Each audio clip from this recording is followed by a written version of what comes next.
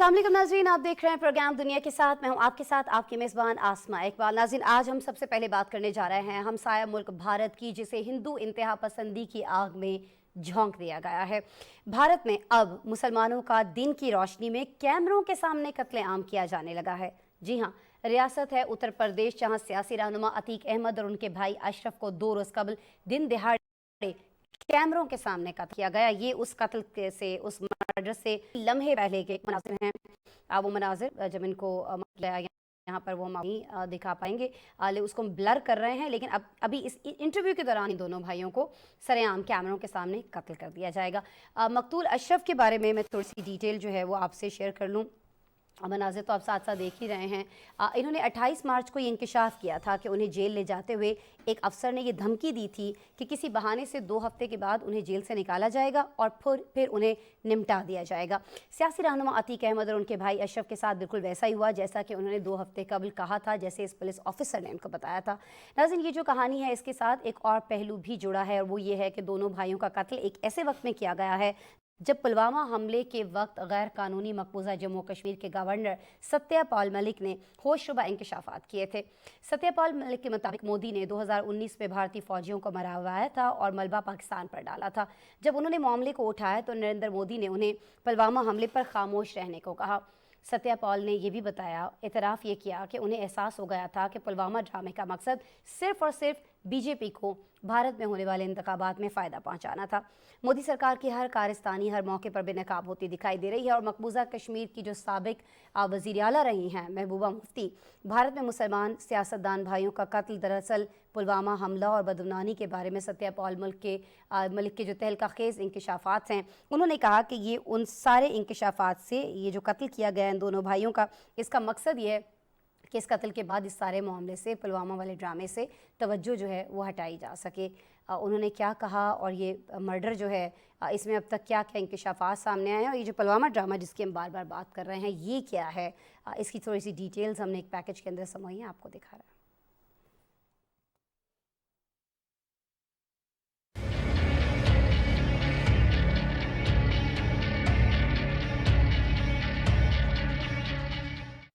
भारतीय रियासत उत्तर प्रदेश के साबिक मुस्लिम रुकने असम्बली अतीक अहमद और उनके भाई अशरफ को हफ्ते के रोज दिन दिहाड़े पुलिस हिरासत में कैमरों के सामने कत्ल किया गया।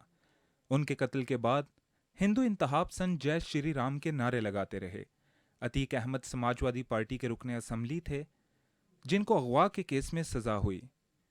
वो 2019 से गुजरात जेल में कौमी सलामती एक्ट के तहत अपने भाई के हमरा नजरबंद थे।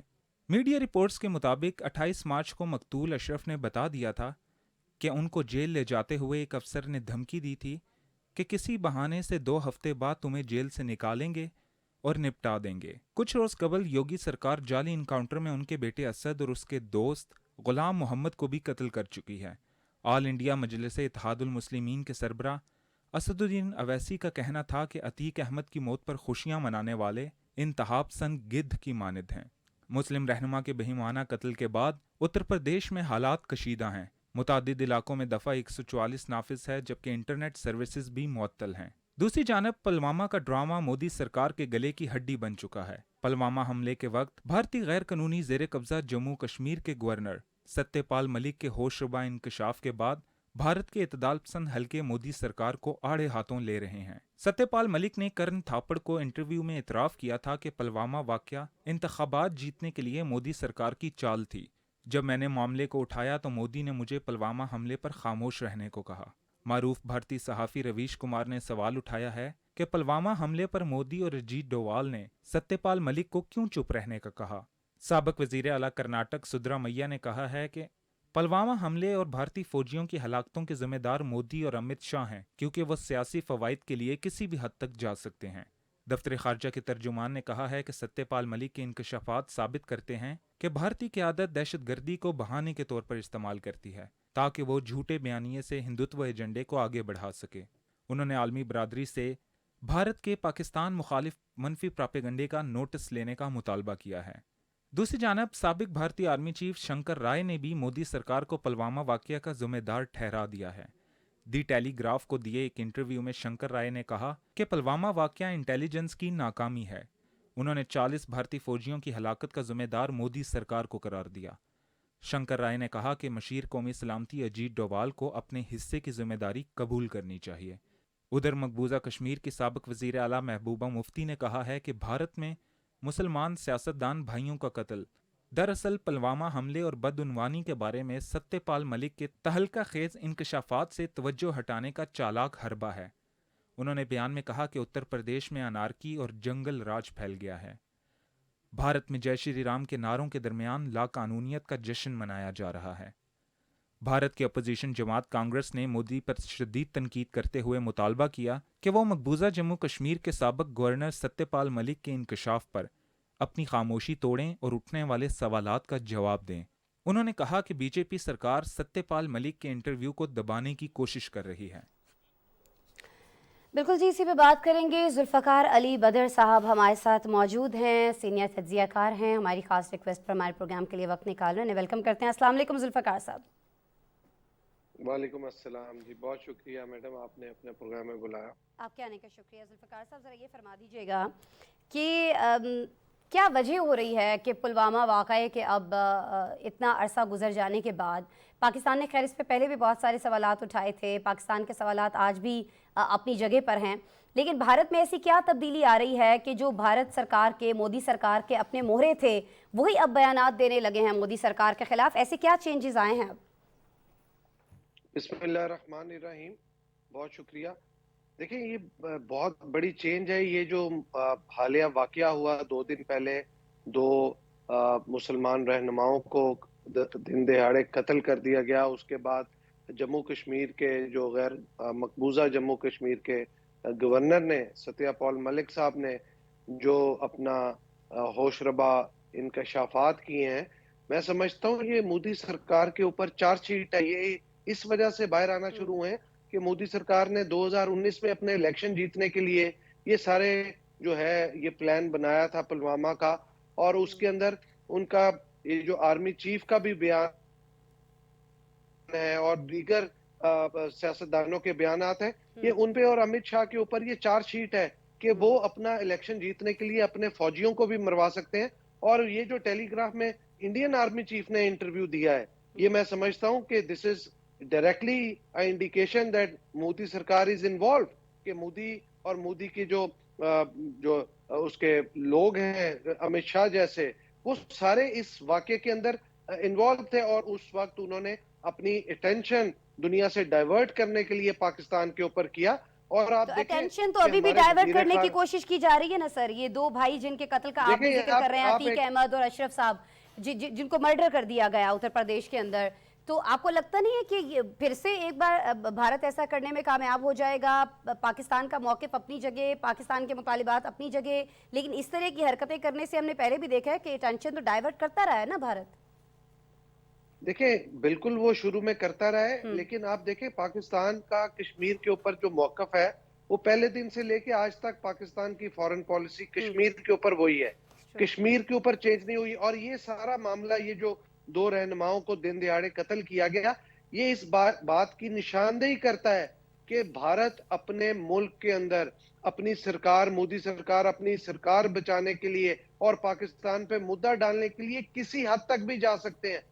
आप देखें कि दिन दहाड़े सिर्फ कैमरों की सामने नहीं, ये पुलिस की मौजूदगी में, पुलिस की कस्टडी में उन लोगों को मार दिया गया। और ये कैसे मुमकिन हो सकता है पुलिस की कस्टडी में कोई बाहर से 2 आउटसाइडर आके अपने गन से फायर करके 2 लोगों को मार दे?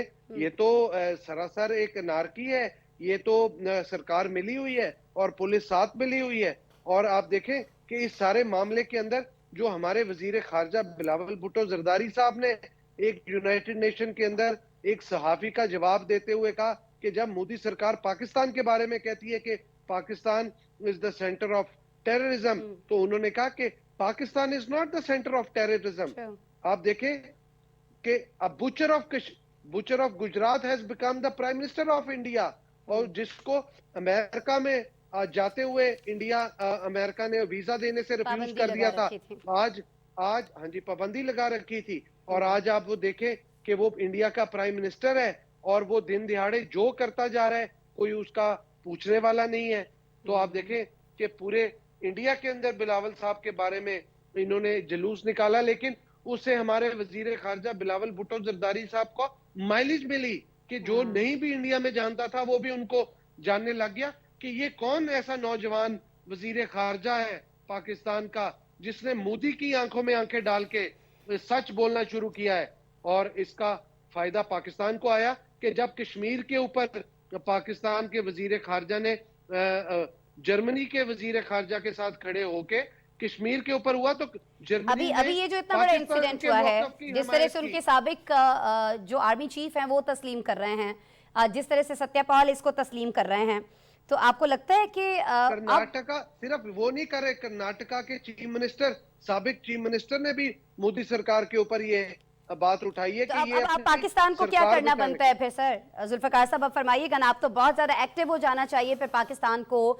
پہلے ہم ثبوت فراہم کر رہے تھے، اب تو ان کے اپنے لوگ بول رہے ہیں، اعتراف کر رہے ہیں، بیانات میڈیا کے اوپر موجود ہیں، پوری دنیا تک گئے ہیں. اب پاکستان کے پاس کیا آپشنز ہیں، کیا کیا جا سکتا ہے؟ آپ کو نہیں لگتا ہے کہ یہ پرفیکٹ ٹائم ہے اس چیز کو نمٹانے کا جو پلوامہ کو لے کر پاکستان پر الزامات لگتے رہے ہیں، اب ان کے اپنے سابق آرمی چیف تک یہ کہہ رہے ہیں، تو یہ تو بڑا اچھا سنہری موقع ہے پاکستان کے پاس. کیا کرنے جا رہے ہیں ہم اس پر پھر؟ دیکھیں پاکستان کا جو وزارت خارجہ ہے اور جو اس کے اندر تمام انٹرنیشنل اداروں کے ساتھ انہوں نے رابطہ کرنا شروع کر دیا ہے صحیح، اور دنیا کو بتانا شروع کر دیا ہے. آپ دیکھیں آنے والے دنوں کے اندر اس کے اندر وزیر خارجہ بھی، وزیر خارجہ وزیر مملکت برائے خارجہ امور اور جو ریلیٹڈ لوگ ہیں کہ دنیا کے جتنے ممالک کے ساتھ ہمارے بہتر تعلقات ہوئے ہیں، ایک ڈپلومیٹک انگیجمنٹ ہوئی ہے جن کے پاکستان سے بھی اچھے تعلقات ہیں اور انڈیا سے بھی، ان کو یہ باور کرانے کی ضرورت ہے کہ آپ یہ جو انڈیا کی سپورٹ کر رہے ہیں یہ غلط کر رہے ہیں کہ انڈیا. تو یہ وزارت خارجہ اس کے اوپر کام شروع کر رہا ہے. وزارت خارجہ ایک بڑا رسپانسیبل ادارہ ہے، جتنا تھوڑا سا میں نے اس کو سمجھا ہے وہ اپنا ہوم ورک کمپلیٹ کر کے اپنے پورے ایویڈنس کے ساتھ بڑے سوچ سمجھ کے بڑی ذمہ داری کے ساتھ یہ جو ہے لکھتے ہیں، دوسرے ملکوں کو، اداروں کو لکھتے ہیں. اور میں سمجھتا ہوں ان کی جو کورسپونڈنس ہوتی ہے وہ پھر ایک لانگ ٹرم پاکستان کی سپورٹ کے لیے کام آتی ہے، کیونکہ وہ یہ نہیں کرتے کہ یہاں پہ بات پتہ چلے اور یہاں پہ وہ ایک ہوائی بات کر دیں. وہ ایویڈنس کلیکٹ کر کے ایویڈنس بیس گفتگو کرتے ہیں آن فیکٹس اینڈ فگر.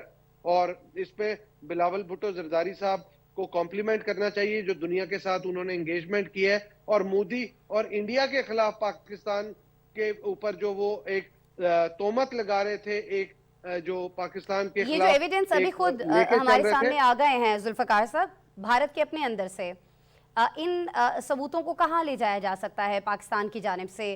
کیونکہ ہم جانتے ہیں بی بی سی بات کرنا چاہے، کوئی اور ایمنسٹی انٹرنیشنل بات کرنا چاہے، کوئی اور ادارہ کرنا چاہے، کوئی میڈیا ہاؤس کرنا چاہے، بھارت میں نہ صرف اس پر پابندی لگائی جاتی ہے بلکہ اس کے لوگوں کو زد و کوب کیا جاتا ہے، ان کا ڈیٹا تک اٹھا لیا جاتا ہے. بی بی سی کے آفیسز میں ابھی ریسنٹلی ہم نے ہوتے ہوئے یہ دیکھا ہے.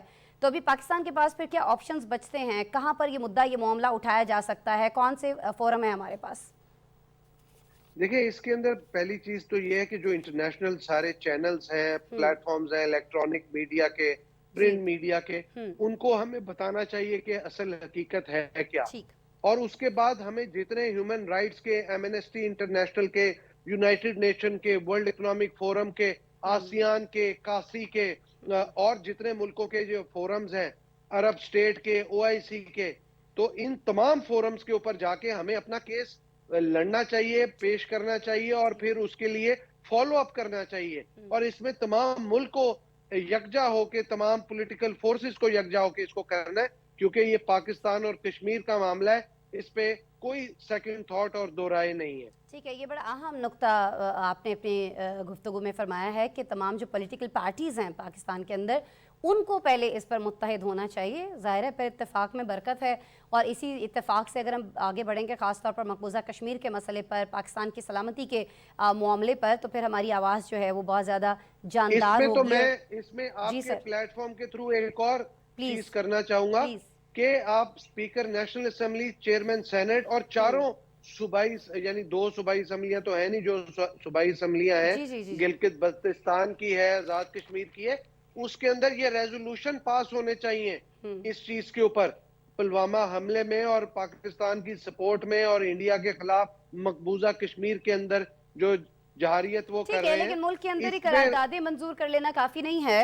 जुल्फकार नहीं, साहब, फिर जाहिर है सिर्फ कि करारदादे नहीं, और साथ फिर ये कि उस तमाम पॉलिटिकल पार्टीज और फोर्सेस को इसके अंदर कंसेंसस बिल्ड करके कश्मीर हाँ। के ऊपर इकट्ठा एक जो है यूनानिमसली ये रेजोल्यूशन पास करना है, ताकि मैसेज जाए कि पूरे पाकिस्तान की कौम इस बिल्कुल जी, मामले पे मुत्तफ़क़ा इकट्ठी तौर है। पर जो चीज़ें की जाएंगी, ज़ाहिर है कि उनके रिजल्ट्स जो हैं वो एक जी इंडिविजुअल अगर कोई चीज़ कर रहा होता है तो उससे बहुत बेहतर निकलते हैं। बहरहाल बहुत शुक्रिया जुल्फ़िकार अली बदर साहब, आप हमारे साथ मौजूद थे, मेरे प्रोग्राम के लिए वक्त निकालते। पुलवामा वाक़या के हवाले से हम बात कर रहे थे, इस पर हम अपडेट भी आपको आइंदा आने वाले कुछ प्रोग्राम्स में करते रहेंगे। बड़ी अहम खबर है, बहुत बड़ी खबर है, ख़ास तौर पर पाकिस्तान के मौक़िफ़ की ये खबर जो है तायीद करती है कि पुलवामा वाक़या जो है वो मोदी सरकार की जानिब से रचाया गया, सिर्फ एक ड्रामा था, उसमें कोई हकीकत नहीं थी। उसमें उन्होंने अपने लोगों को मरवाया। क्यों मरवाया जी? इलेक्शन जीतने के लिए। और ये वो हरकत थी जो मोदी हमेशा से करते आए हैं। कभी वो मुसलमानों को गुजरात के अंदर मरवाते हैं और कभी इस तरह से उत्तर प्रदेश के अंदर दो भाइयों को दिन दिहाड़े कैमरास की मौजूदगी में मरवा दिया जाता है। कैमरास BBC के हों, किसी और इंटरनेशनल मीडिया के हों, वो अगर मोदी के ख़िलाफ़ खबर देते हैं वो उन्हें मंजूर नहीं है, लेकिन कैमरास के सामने, इन्हीं कैमरास के सामने अगर दो मुसलमान भाइयों को मार दिया जाता है तो उस पर मोदी सरकार जो है वो एक लफ्ज़ नहीं बोलती है। इस पर सोचना होगा आलमी बरादरी को भी। आगे बढ़ जाते हैं और अब हम आपको लेकर चल रहे हैं 25 अक्टूबर 2021 के दिन पर। नाज़रीन, ये वो दिन था जब सूडान के वज़ीर आज़म अब्दुल्ला हमदोक की हुकूमत का जो तख्ता है उसको उलट दिया गया था और उन्हें अरेस्ट कर लिया गया था। मुल्क पर फ़ौजी हुकूमत काबिज़ हो गई थी। जमहूरियत की बहाली के लिए अवाम सड़कों पर निकले और उसके बाद उन्हें 21 नवंबर को दोबारा मनसब वज़ारत उज़्मा दिया गया। वो 3 माह बाद ही जमहूरियत में नाकामी का एतराफ़ करते हुए अपने ओहदे से फिर से मुस्तफ़ी हो गए थे। इसकी बहुत सारी वजूहात बयान की जाती हैं, लेकिन बहरहाल अभी आपको बताएं कि सूडान में फ़ौज और पैरामिलिट्री फ़ोर्स के दरमियान इक़्तिदार की लड़ाई जो है वो खाना जंगी की शक्ल इख्तियार कर गई है। हालात यहाँ पर बहुत ज़्यादा ख़राब हो चुके हैं, इतने ख़राब कि 3 रोज़ से जारी ये जो झड़पें हैं इनके नतीजे में अब तक 100 से ज़ायद हलाकतों की तस्दीक की जा चुकी है। अक़वाम मुत्तहिदा के वर्ल्ड फूड प्रोग्राम के 3 मुलाज़मीन भी इस दौरान मारे गए हैं। खर्तूम के करीब वाक़ शहरों में भी लड़ाई के बारे में इत्तलात मिल रही हैं। फ़ौजी तैयारों के हवाले से इत्तलात आ रही हैं कि RSF के अड्डों पर उन्होंने बमबारी की है। खर्तूम में लोग अपनी जानें बचाने के लिए महफूज पनागाहों की तलाश में हैं। कुछ मनाजिर हम आपको वहाँ के भी दिखाएंगे। नाज़रीन, सूडान के फ़ौज के जो सरबरा हैं जनरल अब्दुल फ़तेह बुरहान और paramilitary force rapid support forces के सरबरा जनरल मोहम्मद हमदान के दरमियान इक़्तिदार सिविल हुक्मरानों के हवाले करने पर एक बहुत बड़ा तनाज़ा दिखाई देता है। इस तनाज़े से मुतालिक जो इत्तलात आ रही हैं उसमें इक़्तिदार सिविल हुक्मरानों को वापस करने की तजवीज़ भी ज़ेरे गौर है। RS नामी जो पैरामिलिट्री फ़ोर्स है उसको बाकायदा फ़ौज में ज़म करने के मामले की वजह से ये सारी चीज़ रुकी हुई है। RSF चाहती ये है कि काम 10 साल तक मुलतवी किया जाए। सूडानी फ़ौज 2 साल के अंदर अंदर RSF को ज़म करना चाहती है। एक तनाज़ा नाज़रीन इस बात पर भी है कि ज़म हो जाने के बाद ये जो नई फ़ौज है इसकी क़यादत संभालेगा कौन? यही बुनियादी तनाज़ा एक बार फिर सूडान में अफरा तफरी पैदा कर चुका है।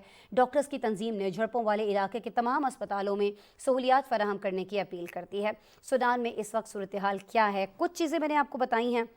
आलमी रहनुमाओं की जानिब से इस मुल्क में तसादुम को रुकवाने के लिए क्या किरदार अदा किया जा रहा है, ये डिटेल और इस वक्त ये जो भी आप मनाजिर देख रहे हैं, अभी भी जब मैं आपसे बात कर रही हूँ, जब मैं ये डिटेल्स आपसे शेयर कर रही हूँ तो वहाँ पर तसादुम रुका नहीं है, थमा नहीं है। लोगों के मरने का, लोगों की जाने जाने का सिलसिला जारी है। कब तक जारी रहने का इम्कान है? थमता हुआ ये सिलसिला क्यों नज़र नहीं आ रहा? आलमी बरादरी क्या कर रही है? ये सारी चीज़ें पहले आप एक रिपोर्ट में देख लीजिए, फिर मेरे साथ मुनीर अहमद साहब मौजूद होंगे, माहिर हैं इंटरनेशनल अफेयर्स के, मुझे ज्वाइन करेंगे वीडियो लिंक पर। लेकिन पहले रिपोर्ट देखते हैं। सूडान में इक़्तिदार की रस्साकशी में फौज और पैरामिलिट्री फोर्सेस के दरमियान तीसरे रोज भी झड़पें जारी हैं। झड़पों में अब तक हलाकतों की तादाद 100 से तजावुज कर गई, जबकि 600 के करीब जख्मी हुए हैं।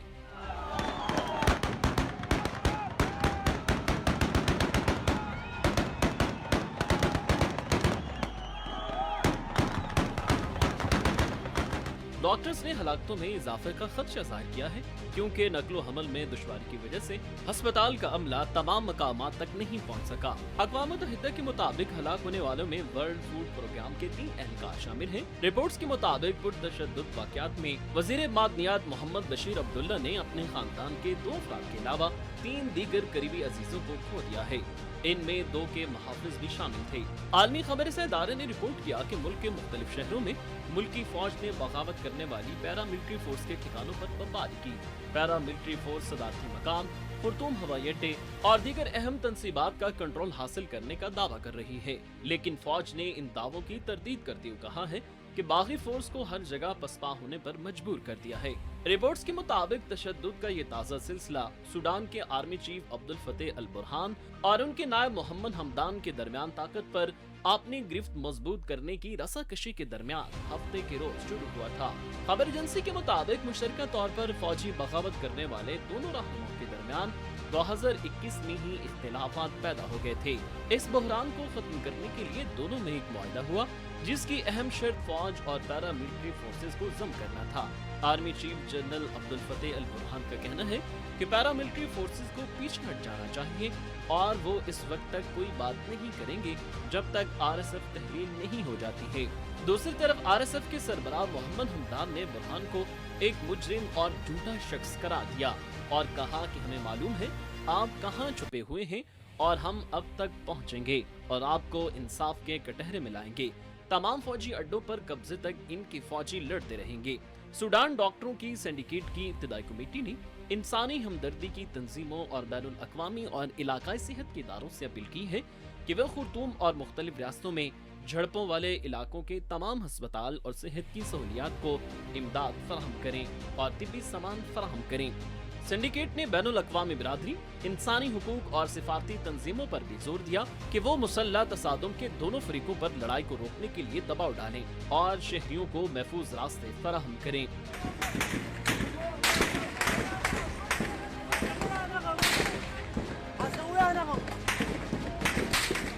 दूसरी जानिब आलमी इदारों और मुख्तलिफ मुल्कों के रहनुमाओं ने फौरी जंगबंदी और मुज़ाकरात शुरू करने की अपील की है। अमेरिकी वज़ीर ख़ारिजा एंटोनी ब्लिंकन ने जापान में ग्रुप ऑफ 7 के वज़राए ख़ारिजा की मीटिंग के दौरान सहाफ़ियों से गुफ्तगू में कहा कि अमेरिका को सूडान में जारी जंग पर सख्त तशवीश है। लड़ाई फौरन रुक जानी चाहिए और फरीकैन को मुज़ाकरात की मेज़ पर आना चाहिए। मिस्र और जनूबी सूडान की लड़ाई में फरीकैन के माबैन सालसी की पेशकश है। सऊदी वज़ीर ख़ारिजा ने सूडान के मुतहारिब अस्करी सरबराहान से रब्ता किया है। सऊदी वज़ीर ख़ारिजा ने दोनों से कशीदगी खत्म करने का मुतालबा किया है। अफ्रीकन यूनियन ने ऐलान किया कि वो अपने आला सफारतकार मूसा फ़की मोहम्मद को खुर्तूम भेज रहा है, जो जंग बंदी कराने की कोशिश करेंगे। मुबस्सिरीन का कहना है कि अगर फौज और आरएसएफ के दरमियान ये लड़ाई तूल पकड़ती है तो पहले से ही कबायली बुनियादों पर तकसीम सूडानी मुआशरा मजीद तबाहाली का शिकार हो सकता है। मुनीर अहमद साहब मौजूद हैं जी मेरे साथ, माहिर हैं इंटरनेशनल अफेयर्स के, बड़ी गहरी निगाह रखते हैं इन सारे मामलात पर। खैर आज जो सूडान में हो रहा है इस हवाले से हमने ज़रूरी समझा कि इनसे बात की जाए, तो वेलकम करते हैं। अस्सलाम वालेकुम मुनीर साहब। वालेकुम अस्सलाम। मुनीर साहब बहुत शुक्रिया वक्त निकाल रहे हैं मेरे शो के लिए।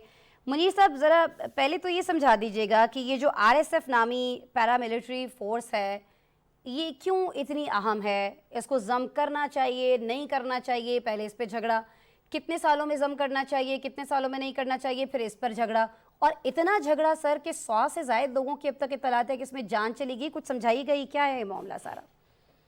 अच्छा, बुनियादी तौर पर ये मसला आप सब लोग जानते हैं जो भी बैनुल अक़वामी ताल्लुकात पे नज़र रखते हैं कि ये कोई 2018 में जब हाई इन्फ्लेशन थी और IMF ने जितनी भी सब्सिडीज थी वो ख़त्म करने को कहा था। जैसा कि अब पाकिस्तान में कहा जा रहा है कि जितनी भी सब्सिडीज दी जा रही हैं वो सारी ख़त्म की जाएं, क्योंकि हमारे यहाँ भी जो हाई इन्फ्लेशन है इसी तरह की कुछ सूरत हाल वहाँ पर थी और उससे पहले श्रीलंका में भी ऐसी कोई सूरत हाल थी। और 2018 में जब उनके सदर अल बशीर से जब ये नहीं संभली तो फिर उन्होंने एमरजेंसी नाफिज की और दावत दी फौज को कि वो आए और वो नज़्म नस्क संभाले और जो भी वहाँ पे तशद्दुद की एक कैफियत चल रही थी सड़कों के ऊपर और तो ताकि उसको रोका जा सके और अवाम की जानो माल के तहफ़्फ़ुज़ के लिए।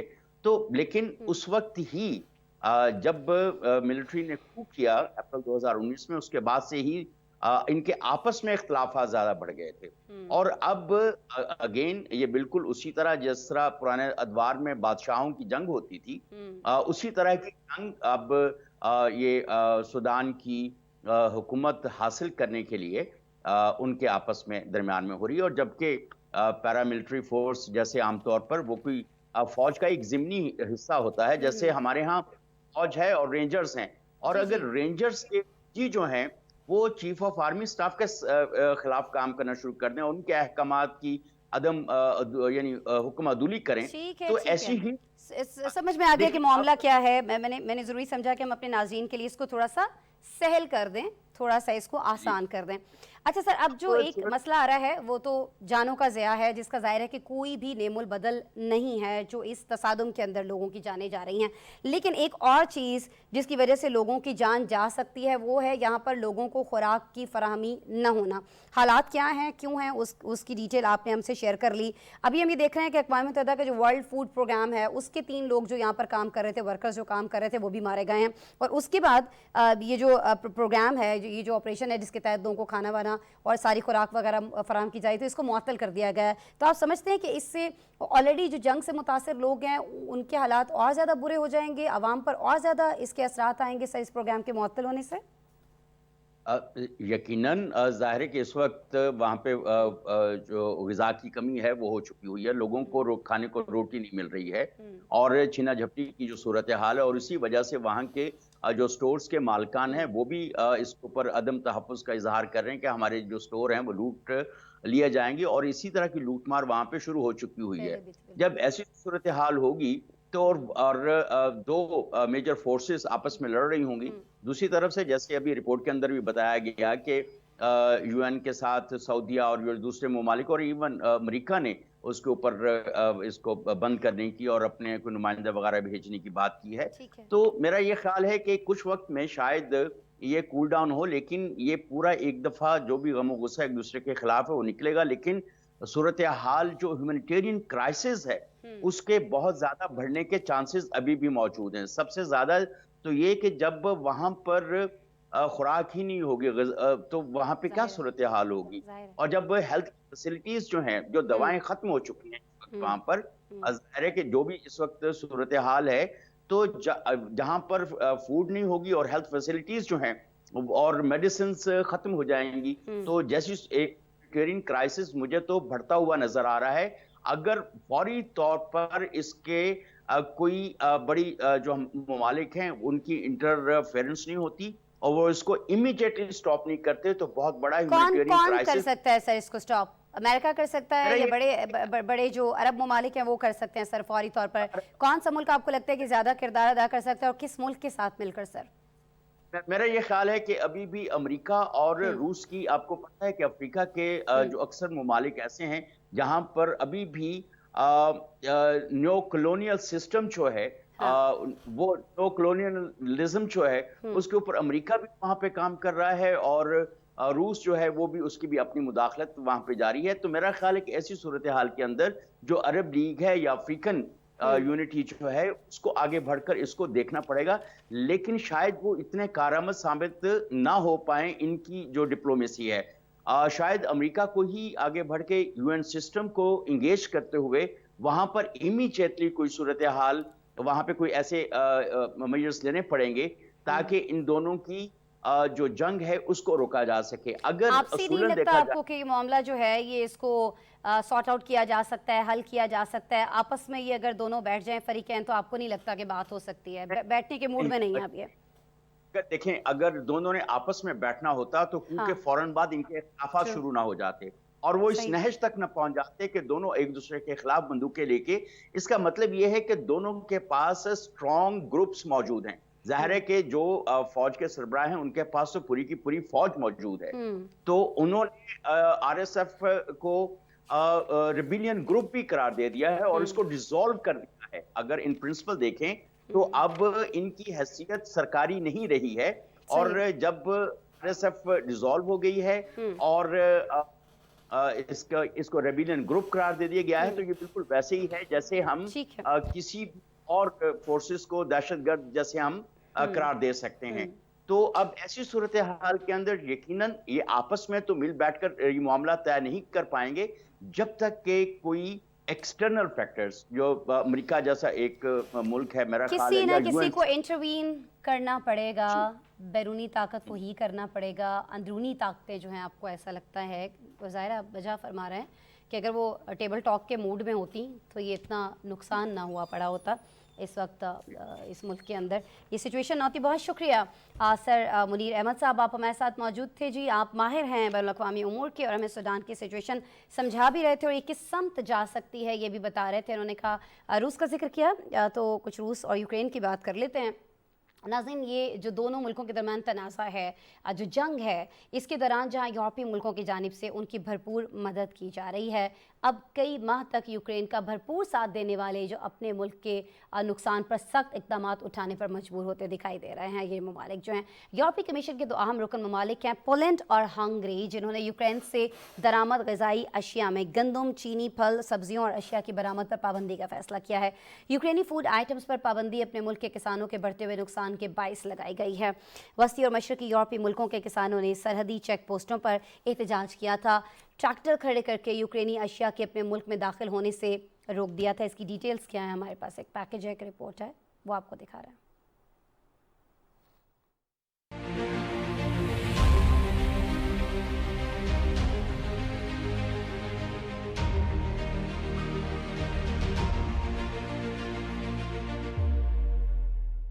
پولینڈ کے بعد یورپی یونین کے ایک اور رکن ہنگری نے بھی یوکرین سے غذائی اشیاء کی درآمدات پر پابندی کر دی ہے۔ پولینڈ کے وزیر اعظم ہاؤس سے جاری بیان میں بتایا گیا کہ پابندی کا فیصلہ ملک کی زرعی مارکیٹ کو عدم استحکام سے تحفظ فراہم کرنے کے لیے کیا گیا ہے۔ خبر ایجنسی کے مطابق پولینڈ کے بعد ہنگری نے بھی یوکرینی گندم، چینی، پھل، سبزیوں، بیجوں، ڈیری پروڈکٹس اور گوشت سمیت دیگر غذائی اشیاء کے برآمد پر پابندی عائد کرنے کا فیصلہ کیا ہے۔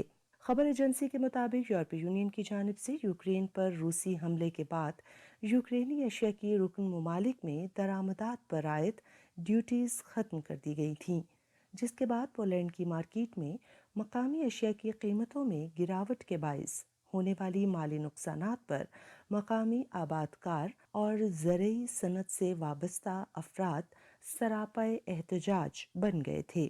وسطی اور مشرقی یورپی ممالک کے کسانوں نے احتجاج کرتے ہوئے رومانیہ اور بلغاریہ کی سرحدی چیک پوسٹوں پر ٹریکٹر کھڑے کر کے یوکرینی اشیاء کے اپنے ملک میں داخلہ روکنے کے لیے سڑکیں بلاک کر دی تھیں۔ مقامی کاشتکاروں کے مطابق وہ ڈیوٹی فری یوکرینی گندم کے انتہائی کم قیمتوں سے مقابلہ نہیں کر سکتے، اس لیے یورپین کمیشن مقامی کاشتکاروں کے نقصانات کا ازالہ کرے۔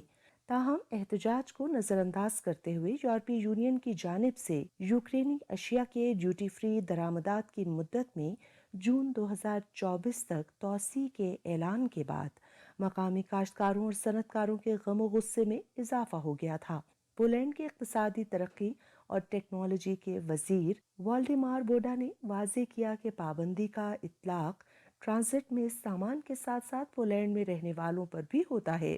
انہوں نے یوکرین کے ساتھ بات چیت کا مطالبہ کیا تاکہ اس بات کو یقینی بنایا جا سکے کہ برآمدات پولینڈ سے گزریں اور مقامی مارکیٹ تک نہ پہنچیں۔ یوکرین کا کہنا ہے کہ یہ اقدام 2 طرفہ تجارتی معاہدوں سے متصادم ہے۔ دوسری جانب یورپی کمیشن نے پولینڈ اور ہنگری کی جانب سے یوکرینی غذائی اشیاء کی درآمدات پر پابندی کے فیصلوں کو مسترد کر دیا ہے۔ یورپی یونین کے ترجمان نے کہا کہ انفرادی طور پر یونین کے رکن ممالک کو تجارتی پالیسی بنانے کا اختیار حاصل نہیں ہے، نہ ہی کسی کو یک طرفہ اقدامات کرنے کی قطعی اجازت دی جا سکتی ہے۔ یہ بات ذہن میں رکھنا انتہائی ضروری ہے کہ تجارتی پالیسی کا اختیار صرف یورپی یونین کے پاس ہے۔ یورپی یونین کے ترجمان کی جانب سے یہ تو نہیں بتایا گیا کہ یونین دونوں ممالک کے خلاف کیا کارروائی عمل میں لائے گی، تاہم ان کا کہنا تھا کہ اس مشکل وقت میں یہ بات انتہائی اہم ہو جاتی ہے کہ رکن ممالک اپنے فیصلوں سے قبل یورپی یونین کو بھی ضرور اعتماد میں لیا کریں۔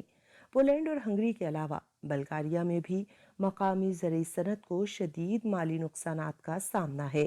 میڈیا رپورٹس کے مطابق یوکرین عالمی منڈی میں 10% گندم، 15% مکئی اور 13% جو مہیا کرتا ہے۔ عالمی تجارت میں 50% سے زیادہ کے ساتھ یوکرین سورج مکھی کے تیل کی مارکیٹ میں بھی اہم مقام رکھتا ہے۔ یوکرین 2021-22 میں 33 मिलियन टन के साथ गंदम पैदा करने वाला दुनिया का 7वां सबसे बड़ा मुल्क था। यूरोपीय यूनियन के रुकन मुल्कों में से यूक्रेन ज़रूरी अजनास की पैदावार के लिहाज से पहले नंबर पर है। पोलैंड और यूक्रेन के वज़रा के दरमियान हालिया पाबंदी आयद किए जाने के बाद मुलाकात का भी इम्कान है। माहिरीन के मुताबिक बातचीत के जरिए ही मसाइल का हल निकाला जा सकता है। बिल्कुल जी, अहम बात यही है कि कोई भी मसला हो उसका हल जो है वो बातचीत ही से निकाला जा सकता है। इसी नोट पर आज के प्रोग्राम का इख्तिताम करते हैं। कल मेरी आपसे दोबारा मुलाकात हो रही होगी। अपना बहुत सारा ख्याल रखिएगा और जाते जाते हमारा स्पेशल सेगमेंट चलते चलते ज़रूर देखिएगा। अल्लाह के बाद शुमाली अमरीकी मुल्क मैक्सिको में मुसल्लह शख्स ने रिजॉर्ट में अंधाधुंध फायरिंग करके 7 अफराद को मौत के घाट उतार दिया। हलाक होने वालों में 3 खवातीन और 1 बच्चा शामिल है। फायरिंग का वाकया वस्ती मैक्सिको के शहर कोर्टाजार में पेश आया। हुक्काम के मुताबिक फायरिंग से एक शख्स जख्मी भी हुआ, जिसे तशवीशनाक हालत में अस्पताल मुंतकिल कर दिया गया। ईरान की अदालत ने सन 2020 में तेहरान की फजाई हुदूद में यूक्रेन के मुसाफिर तैयारे को मार गिराने के वाक़े में मुलव्विस 10 फौजी एहलकारों को सजा सुना दी। बगदाद में कासिम सुलेमानी की हलाकत के बाद ईरान और अमेरिका के दरमियान कशीदगी के दौरान यूक्रेन का तैयारा मार गिराने के वाक़े में तमाम 176 मुसाफिर हलाक हो गए थे। गैर मुल्की खबर एजेंसी के मुताबिक इनमें एक एहलकार को सबसे ज्यादा 10 साल कैद जबकि 9 दीगर को 1 से 3 साल तक कैद की सजा सुनाई गई है। मेलबर्न सिडनी को पीछे छोड़कर आबादी के लिहाज से ऑस्ट्रेलिया का सबसे बड़ा शहर बन गया है। आबादी के लिहाज से सिडनी 100 साल से जायद अरसे से ऑस्ट्रेलिया का सबसे बड़ा शहर था, मगर हालिया बरसों में मेलबर्न की आबादी में तेजी से इजाफा हुआ है और ये 48,75,400 तक पहुंच गई है। ये सिडनी की आबादी से 18,700 ज्यादा है। ये पहली बार नहीं जब आबादी के लिहाज से मेलबोर्न ने ऑस्ट्रेलिया के सबसे बड़े शहर का एजाज अपने नाम किया है। इससे कबल 19वीं सदी में भी मेलबोर्न ऑस्ट्रेलिया का सबसे बड़ा शहर था, मगर सन 1905 में सिडनी ने इसकी जगह ले ली थी। कुवैत की जानिब से दुनिया की बुलंद तरीन इमारत की तामीर का मंसूबा बनाया गया है। शहर मदीनतुल हरीर में बुर्ज मुबारक अल कबीर के नाम से दुनिया की बुलंद तरीन इमारत 1001 मीटर बुलंद होगी। इसका डिजाइन स्पेन के आर्किटेक्ट तैयार करेंगे, जिस पर अरबों डॉलर्स खर्च होंगे। इसकी तामीर मुकम्मल होने में सालों लग सकते हैं। रिपोर्ट्स के मुताबिक इस इमारत में 234 मंजिलें होंगी और इसमें 7,000 अफराद क़याम कर सकेंगे।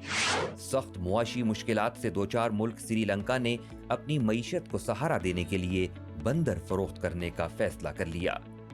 वजीर ज़राअत महिंदा अमरावीरा ने बताया कि हमारे जंगलों में 30 लाख बंदर हैं, जो कि एक बड़ी तादाद है। चीन को 1 लाख बंदर फरोख्त करने के मंसूबे पर काम कर रहे हैं। उन्होंने कहा कि ये बंदर ज़राअत और फसलों को बहुत ज्यादा नुकसान पहुंचाते हैं, जिसके बराह रास्त असरात मुल्क की मईशत पर पड़ते हैं। चीन इन बंदरों को अपने चिड़ियाघरों में रखने का ख्वाहां है।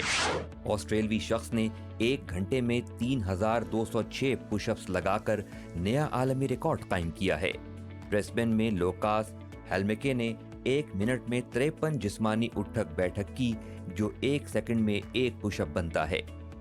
Guinness book of world record ने इस अमल के लिए बहुत सख्त शराइत रखी थी, जिनमें बदन को सीधा रखना, कमर और घुटनों को खास जाविये पर रखने के साथ साथ हाथों को 90 दर्जे जाविये तक महदूद करना था। लोकास ने तमाम शराइत का ख्याल रखा और किसी रुकावट के बगैर तवातुर से पुशअप में मसरूफ रहे।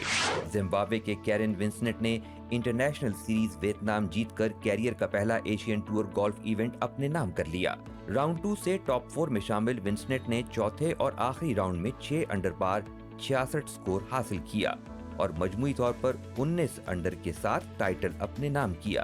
भारत के एनिर्बन लाहरी 1 शॉट के फर्क से दूसरे, जबकि ऑस्ट्रेलिया के केविन योआन तीसरे नंबर पर रहे।